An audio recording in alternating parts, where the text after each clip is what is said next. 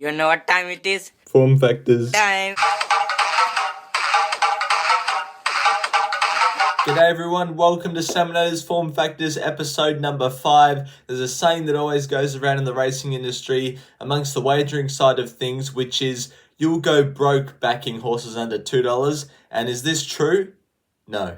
So far in this mini-series we've been looking through some graphs, no graph today, but since I've been tracking my results, my formula has found 59 horses underneath $2 for a win rate of 59% and a profit on turnover of 13%. So I'm actually making money off backing horses below $2. So the saying of you'll go broke backing horses underneath $2 is false. However, there's, I think, a general guide you've got to follow when backing horses underneath $2, which I'm going to share with you throughout this video. So firstly, I want to talk about the class of race. So I've found that horses in maidens or sort of benchmark 78s and above, horses underneath $2 are generally a good chance or a better chance than those under $2 in a benchmark 58 to a benchmark 70.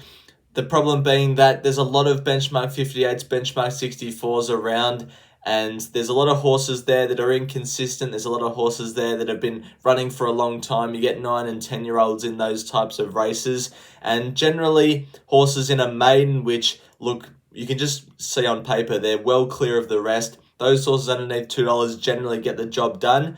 Or if it's in a benchmark 78 or above, say, then they're pretty good and the market sort of knows that they're pretty good. Whereas with the 58 to 70 benchmarks, there's a lot more evenness amongst horses, if that's a word, and odds-on favourites are generally, well, we don't know because they're running in a benchmark 58 to benchmark 70. Are they that good if they're running in that type of race?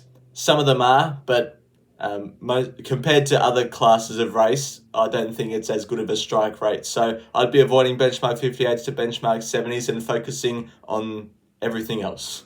I did a video a couple of weeks ago on wide barriers and how the profit on turnover is a little bit higher on them compared to other barrier categories just because the market overlooks it a bit. So if you ever see a horse odds on that's drawn gate 8 or further out, then I'd say they're almost a sure thing and they should be a bit shorter because say if they draw gate 2 or gate 3 instead of gate 8, if a horse is $1.55 drawn gate 8, it should really be, $1.40 or $1.35 if they had have drawn gate 2. So there's a little extra bit of edge in the market if it's drawn out wide, and like I said a couple of weeks ago, wide barriers shouldn't deter you. So I think if you want to back a horse underneath $2, you're getting value if it's a wide barrier. The next thing I want to touch on is position in runs. So if you've got a odds-on chance that is likely to lead, that's the best possible scenario, because if you've got a horse that's going to get back in the field, the heart rate starts to go up. If you've got a horse odds-on that's drawn the inside and doesn't have the ability to lead, so it might get trapped and needs some luck, then the heart rate starts to go up. But if you've backed a horse odds on that you know it's going to go straight to the front, it's a leader, then that's the best possible scenario because they're out of trouble. They're going to get every chance to show their absolute best, which you want them to if you're taking such a short price. So if you're looking to back a horse odds on, they're going to have to settle, well, preferably in the lead, if not really close to the lead. The next thing I'll touch on is stage of prep. So I think ideally if a horse is first to third up and it's odds on, that's a positive profit on turnover that's been shown over time. Whereas if a horse is fourth or fifth up and beyond, then, generally you have the end of prep runs, you have horses that might be decreasing in terms of their ratings and might not be able to justify the short quote. Whereas first to third up, they're likely to show their best or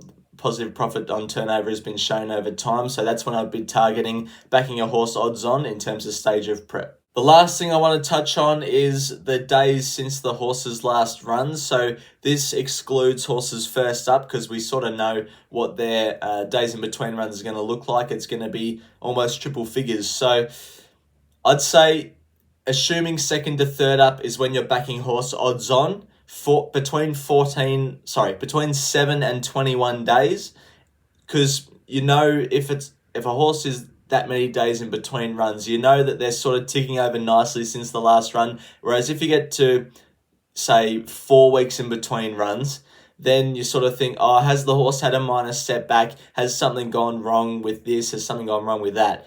Whereas if you're backing a horse second to third up, that's 7 to 21 days in between runs, you know that the horse has been ticking over nicely and it's ready to show, or likely to show, its personal best. So going back to the original statement, you won't go broke if you back horses under $2. I just believe that you need to do it in the right conditions. And the conditions that I've stated in this video are the ones that have made me a positive profit on turnover over time. So I'm trying to help you guys out by doing that. So hopefully you guys enjoyed. Let me know what you think about backing horses under $2. And I'll see you in the next video. Bye for now.